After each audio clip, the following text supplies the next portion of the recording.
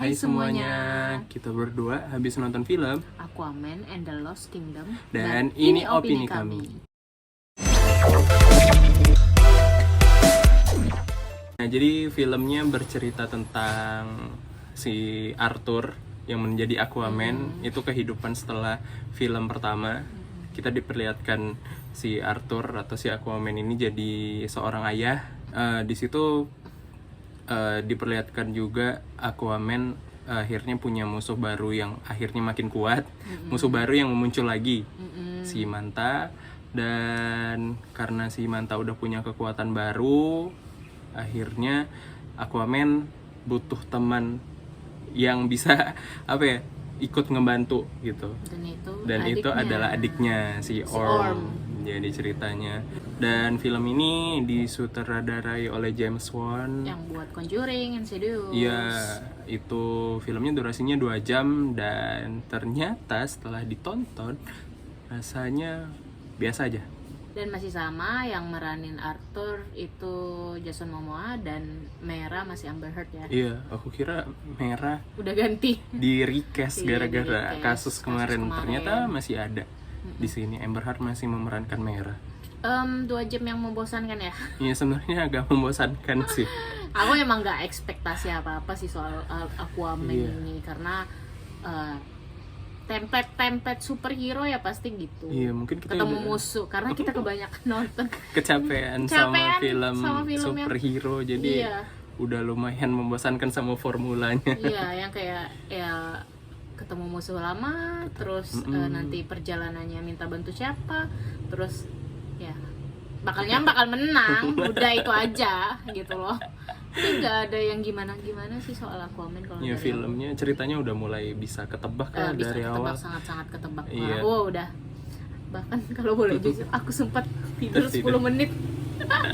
Kayak sempat ketutup nih mata. Terus Iya. kayak ya gitulah kan. Jadi nggak ada hal yang baru juga Iya. sebenarnya. Kita juga cuma dikenalkan sama hal baru itu tentang Lost Kingdom-nya aja gitu. Ya, ada Lost Kingdom-nya aja. Gimana Atlantis itu ternyata dunia Atlantis itu terdiri sebenarnya dari 7 kerajaan dan ada satu kerajaan yang memang sebenarnya dikubur lebih dalam karena mereka mengeksploitasi salah satu energi yang yang terbuat dari orichalcum.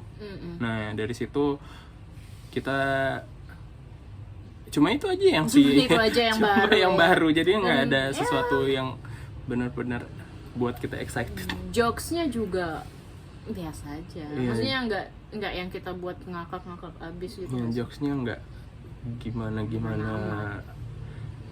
nggak fun gitu, Ya nggak terlalu fun lah, biasa aja, datar aja gitu ya. Iya. Dari sepanjang sampai akhir filmnya. Iya. Dari awal film sampai akhir.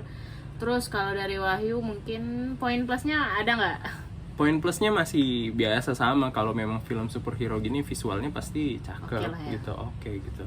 Walaupun mungkin di kualitas di studio sebelah udah mulai menurun tentang CGI-nya. Oh, sih. Tapi kalau yang di DC Aquaman kedua ini aku rasa masih bisa mempertahankan bagusnya Aquaman pertama lah.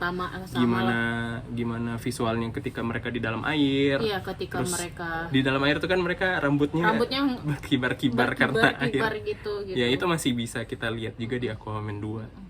Ya betul sih. Tuh, kalau kamu? Aku sama aja sih kayaknya. Tapi hebatnya mereka juga bisa berani nyentil beberapa IP atau studio sebelah gitu. Jadi kayak nyebut si Orm itu kan adiknya tuh kan. Itu kayak dia nyebutnya Loki gitu. Iya. Oh iya. Ini kayaknya lagi pas tidur. Pas tidur. Jadi kayak dia si Arthur, si Aquaman itu kayak manggil Orm tuh, "Hey Loki" gitu. Terus dia, "Kamu mau balik lagi ke Azkaban ya?" Itu kan penjara di film Harry Potter. Iya. Itu sih, itu berani juga sebenarnya. Tapi selain di film Aquaman juga nggak salah, kemarin Sajem juga ada kan jokes-jokes nyentil studio sebelah. Kayaknya memang jadi tradisi buat sering nyentil-nyentil. Karena 2 itu kan salah satu emang jadi pionir film superhero. Iya, betul. Nah, di muka bumi. Nah, kalau ke poin minusnya dari film ini. Ya, filmnya memang. Udah kita ceritain di awal ceritakan di poin awal. minusnya apa. Rasanya masih membosankan, bosan. formulanya generik. Terus ya template film superhero Film lah. superhero lah. Iya. Aja sih, nggak ada sih kalau dari aku. Udah. Iya, kayaknya nggak panjang-panjang. Panjang-panjang lah aku Iya. amen, kalau mau Kayaknya- nonton boleh, kalau enggak ya udah gitu.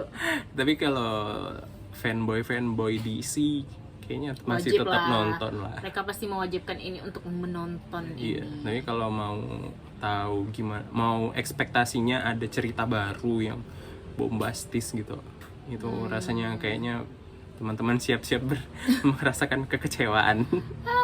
Ya begitulah ya. Iya, jadi menurut kamu kalau rating untuk film ini berapa? Kalau dari aku 7 aja deh. 7 aja. Kalau aku juga sama deh, 7 aja. Cukup lah. Untuk bisa menikmati visualnya. Terus tapi karena kurangnya mungkin hanya dari cerita-ceritanya aja yang basic. Betul. Dari segi perang-perangnya juga biasa aja ya.